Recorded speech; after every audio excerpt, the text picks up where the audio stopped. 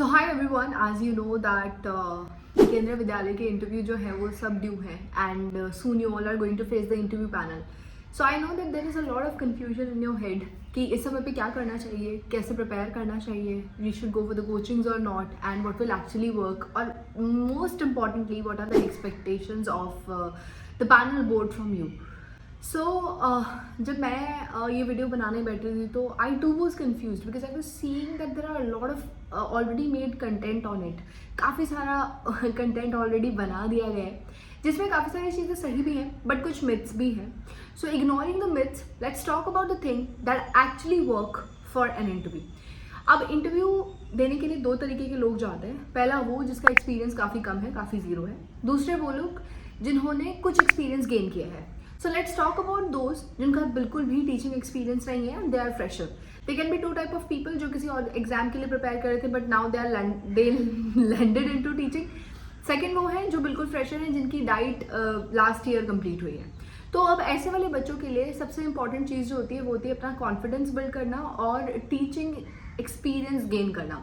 अब ऐसे में आप टीचिंग एक्सपीरियंस कैसे गेन करेंगे ताकि आपके वो डेमॉन्स्ट्रेशन में रिफ्लेक्ट कर सके. इसके लिए बेस्ट वे है आपके आसपास ना कुछ ऐसे स्कूल्स हैं, कुछ ऐसे प्राइवेट स्कूल्स हैं जहाँ पे इंटरव्यूज़ अवेलेबल हैं. मतलब आप चेक कीजिए कहाँ पे वैकेंसीज़ हैं अपने एरिया में. अगर आप नॉर्थ वेस्ट दिल्ली से हैं तो आप मुझे इंस्टाग्राम पे कमेंट कर सकते हैं या फिर इंस्टाग्राम पे मैसेज कर सकते हैं. मैं आपको वहाँ पे बता दूंगी कि कौन से स्कूल्स हैं नॉर्थ वेस्ट दिल्ली में जहाँ पे आप इंटरव्यू प्रैक्टिस के लिए जा सकते हैं. अगर आप किसी इंस्टीट्यूट में कोचिंग लेना जा सकते हैं तो मेरी तरफ से जो बच्चे बिल्कुल फ्रेशर हैं उनके लिए थम्स अप है. कुछ आपको सावधानियां बरतनी है जब आप कोचिंग चूज करने के लिए जा रहे हो. See when you are going for the first time for a coaching या फिर जब आप 1-to-1 इंटरेक्शन के लिए जाते हो तो आपको ये चीज़ का ध्यान रखना है कि you never choose a coaching जहाँ पे बहुत ज़्यादा रश है. बहुत ज़्यादा रश होने की वजह से वो ना चाहते हुए आपको उतना ध्यान नहीं दे पाएंगे. तो जब आपको 1-to-1 इंटरेक्ट करना है, इंडिविजुअल अटेंशन चाहिए आपको आपके एजुकेटर से जो वहाँ पे आपको सिखा रहा होगा, तो इसके लिए आपको चूज करना है कि कहाँ पे आप पे इंडिविजुअली ध्यान दिया जा सकता है. Right. So these two methods are best from my side. One, you can go for the coaching but choose जहाँ पे लेस नंबर ऑफ कैंडिडेट्स है ताकि वो आप पे इंडिविजुअल अटेंशन दे सके और आप खाली भीड़ का हिस्सा बन के ना रहें. नंबर 2, आप फिजिकल स्कूल्स में जाके भी इंटरव्यू दे सकते हैं. जैसे अगर मैं अपनी बात करूं तो मैंने फिजिकल स्कूल्स में जाके इंटरव्यू दिए थे. हालांकि I had some teaching experience before that. मैंने कहीं किसी प्राइवेट स्कूल में पढ़ाया था फॉर 6 months. बट इसके अलावा मैंने एक बहुत अच्छी ट्रिक करी थी कि the time I was giving the interview तो उससे पहले मैंने देखा था कि केंद्रीय विद्यालय की कॉन्ट्रैक्चुअल की वैकेंसीज आई थी नॉर्थ वेस्ट दिल्ली में प्लस साउथ दिल्ली में. तो साकेत पुष्प विहार प्लस रोहिणी एंड जनकपुरी यहाँ के स्कूल्स में मैं ऐसे ही प्रैक्टिस करने के लिए चली जाती थी so that I can see the basic ambience और जो माहौल है केंद्रीय विद्यालय का वो मुझे पता चल जाए. So this actually work for me but as March has been gone तो मैं ये सजेशन आपको नहीं दे सकती. बट इन दो में आप ध्यान रखिए, specially those are fresher. But अब मैं बात करती हूँ कि ऐसे बच्चे जिसको बहुत ज़्यादा एक्सपीरियंस है, जिसने कहीं टीचिंग की है 1 या 2 साल या ज़्यादा साल हो सकते हैं, जो बीएड वाले कैंडिडेट हैं, हो सकता है उन्होंने काफ़ी लॉन्ग रन तक पढ़ाया हो किसी स्कूल में, तो उनके लिए कोचिंग मेरी तरफ से थम्स लो है. उनको कोचिंग नहीं लेनी चाहिए बिकॉज आई एम इन मुंबई. तो मुझे फिजिकल ग्राउंड रियलिटी बिल्कुल नहीं पता है इस समय मार्केट की क्या चली हुई है. But I had a talk with one of my cousin and my brother. He told me that जो फीस का स्ट्रक्चर है इस साल वो 5,000 to 6,000 and somewhere I heard that it is 10,000 also. So I feel कि अगर आप उतने नीडी नहीं हो, आपका कुछ एक्सपीरियंस है, तो आपको बिल्कुल भी कोचिंग नहीं लेनी चाहिए. इसके लिए आपको सिर्फ सेल्फ प्रैक्टिस करनी है और आप एक काम कर सकते हैं. आपका जो स्कूल जहाँ पे आप ऑलरेडी पढ़ा रहे हैं वहाँ पे आप 4-5 लोग मिलकर प्रैक्टिस कर सकते हो. बोर्ड टीचिंग की आप बार बार प्रैक्टिस कर सकते हो. इंस्टीट्यूट में जाकर अपना टाइम और अपना पैसा दोनों इन्वेस्ट करना it's not a wise choice. तो टाइम भी इतना नहीं है, मतलब 20 दिन के लिए उतना पैसा देना अगर जो बिल्कुल फ्रेशर है उसको जाना चाहिए. बट आपके केस में I don't think this is valid. Okay, moving on to next point. एक पॉइंट बहुत ज़्यादा रेज हो रहा है मार्केट में, that is regarding the KV culture. मतलब मैं एक शीट देख रही थी जहाँ पे लिखा गया था कि 200 क्वेश्चन केंद्रीय विद्यालय कल्चर के रिगार्डिंग आपको लर्न करके जाने हैं, रट के जाने हैं, which is a big no from my side because I have been working in Sangathan since 3 years. But आज से 3 साल पहले मुझे केवी का कुछ नहीं मालूम था बिकॉज मैं एक फ्रेशर थी और जो पैनल आपके सामने बैठा है उसका कोई एक्सपेक्टेशन नहीं है आपसे सिवाय इसके कि आपको बेसिक नॉलेज होनी चाहिए अबाउट द केंद्रीय विद्यालय। और उस बेसिक नॉलेज में क्या आता है, पहला ये कि केवी क्यों इस्टेब्लिश किए गए थे, नंबर 2 कि केवी का स्ट्रक्चर क्या है, बेसिक स्ट्रक्चर यानी कि ट्रांसफरेबल गवर्नमेंट एम्प्लॉयज़ के लिए ये बनाए गए थे, कितने कितने रीजन में है, दैट्स इट। केंद्रीय विद्यालय के अंदर क्या होता है, कितने हाउसेज होते हैं यहाँ पे, हमारे क्या टेक्निकलिटीज़ हैं, नॉन टेक्निकलिटीज़ हैं, वो सब आपको रट कर नहीं जाना है। अगर आप अपने लिए काम आसान करना चाहते हैं तो इस टॉपिक पर बिल्कुल भी ध्यान नहीं दीजिए, क्योंकि बोर्ड की इस तरीके की कोई अपेक्षाएं नहीं होती है। The panel does not expect anything like this from a candidate who is sitting next to them. Okay, अब एक पॉइंट आता है कि अब की पॉइंट क्या होता है एक इंटरव्यू का। सो की पॉइंट एक इंटरव्यू के लिए होता है आपका डेमोन्स्ट्रेशन। आप इमेजिन करिए एक सिचुएशन जहाँ पे आपको डेमो देने के लिए बोला गया है and that can be a game changer for your whole interview. कैसे? जब आप इंटरव्यू देने के लिए बैठे हो और आपसे कुछ मिस्टेक्स हो गई हैं तो उस समय पे हो सकता है कि उन 5 बोर्ड मेंबर्स में से 4 ऐसे हो जिन्होंने आपको जज ना किया हो, बट एक हो सकता है जिसने आपको जज किया हो। हालांकि 2 या 3 एरर के लिए नोबडी जजेस you, but how to deal it that is very important, which I will tell you in the later part of this video, that कि अगर हमें कोई क्वेश्चन का जवाब ना देना है तो हम उस चीज़ को कैसे डील कर सकते हैं। So coming back to the main point कि आप कैसे डेमोन्स्ट्रेशन ज़्यादा अट्रैक्टिव बनाएंगे। आपको बोर्ड को काफ़ी डिसेंट वे में यूज़ करना है। जब आप बोर्ड के सामने खड़े हैं तो आपको 90 डिग्री नहीं खड़े होना है, इंक्लाइन होकर खड़ा होना है। जैसे कि suppose this is your board, so the 45 degree angle should be there. आपका हाफ पार्ट बोर्ड की तरफ है and half part board panel की तरफ है।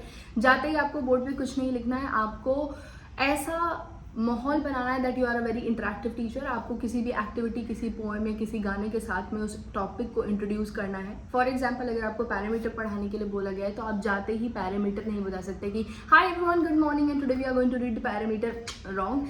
आपको लोगों से, यानी कि जो पैनल वाले हैं, आपको कंसिडर करना है कि वो आपके बच्चे हैं और बच्चों से आपको इंडक्टिव मेथड से, यानी कि इसको इंडक्शन मेथड बोलते हैं, तो आपको बच्चों से वो आंसर निकलवाना है कि yes this is a topic that we are going to learn today.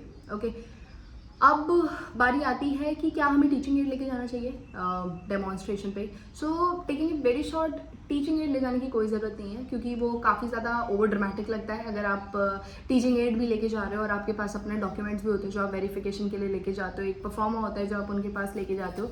We will talk about कि आपको एक्जैक्टली क्या लेके जाना होता है, but teaching add is a big no from my side. मैं नहीं लेके गई थी और जो मेरा एक्सपीरियंस रहा वो नहीं लेके आते हैं। इस साल I was in a panel for the interview in are school contractual के, तो जब मैंने पैनल में देखा तो कोई भी नहीं लेके आया था। अट्रैक्शन की तो आप बात भूल ही जाइए कि कुछ एड ऑन होगा वहाँ पे, but I don't think so कि you will feel more comfortable उन टीचिंग एड्स को लेकर जाने में।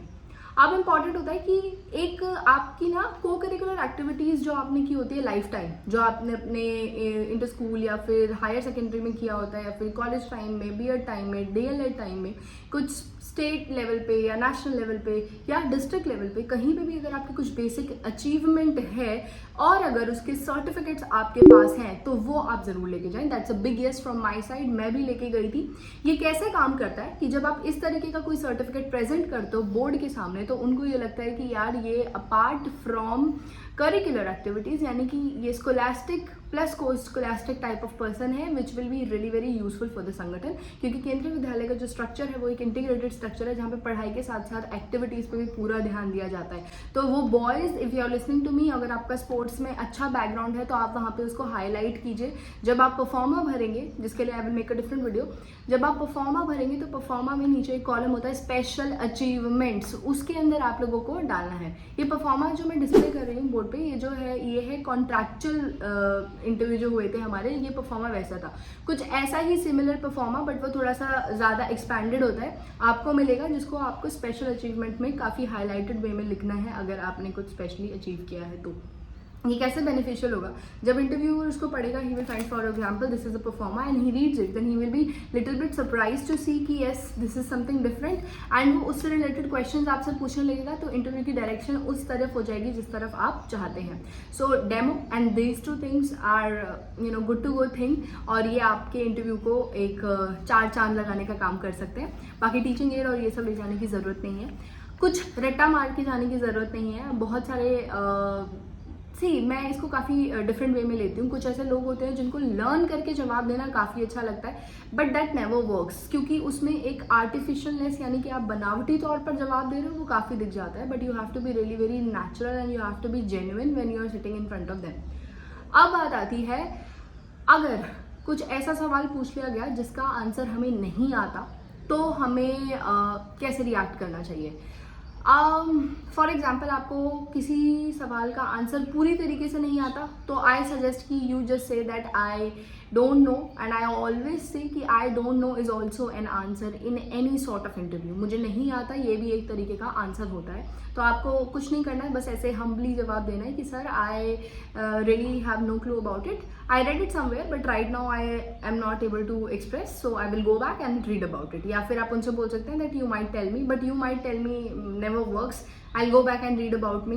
Tells about your curiosity. It tells about how much keen you are in learning. You're a learner, and that's a very good quality of a teacher. अब आती है बात language की. ऐसा हो सकता है कि लैंग्वेज में हमें हिंदी में ज़्यादा कंफर्टेबल हम फील करते हैं कि यार हिंदी का हम इस्तेमाल करें तो बेहतर रहता है. बट मैं यहाँ पे सजेस्ट करूँगी कि हिंदी, इंग्लिश, हरियाणवी या फिर जिस भी लैंग्वेज में आप कंफर्टेबल हैं, ये तीन में मतलब हिंदी इंग्लिश ही चलता है केवी के अंदर. ऐसा नहीं है कि आप दूसरी लैंग्वेज में बात करेंगे वहाँ जाके.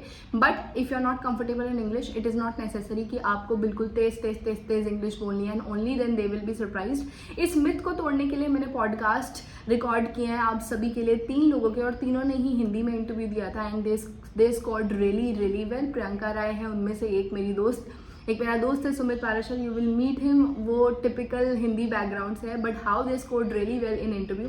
इस मिथ को ब्रेक करने के लिए मैंने पॉडकास्ट आप लोगों के लिए रिकॉर्ड किया है, जिसको जल्द ही मैं इसी जॉब नामा की सीरीज़ में डाल दूंगी. So I wish you all the very best. मैं कोशिश करूँगी कि मैं आप लोगों से जितना कनेक्टेड रह सकूँ उतना रहूँ, और जितनी मैं एटलीस्ट इंटरव्यू तक आपकी हेल्प कर सकूँ मैं कर सकती हूँ. बट हर चीज़ के लिए वीडियो बना पाना मेरे लिए बहुत ज़्यादा इम्पॉसिबल हो रहा है, बिकॉज वेंसडे को ऑलरेडी जॉब नामा का एक एपिसोड होता है, बीच में स्कूल के थोड़े काम होते हैं. But yes, I will try my 100%. But all I can do is that मैंने अपने टाइम पे कुछ पर्सनल नोट्स बनाए थे. एक ग्रीन कलर की नोटबुक है मेरे पास में, तो I still have those notes which I made for the interview, जिसमें कुछ की पॉइंट्स है रिगार्डिंग द डेमॉन्स्ट्रेशन, कुछ की पॉइंट्स है regarding the induction method in EVS, maths, Hindi and English.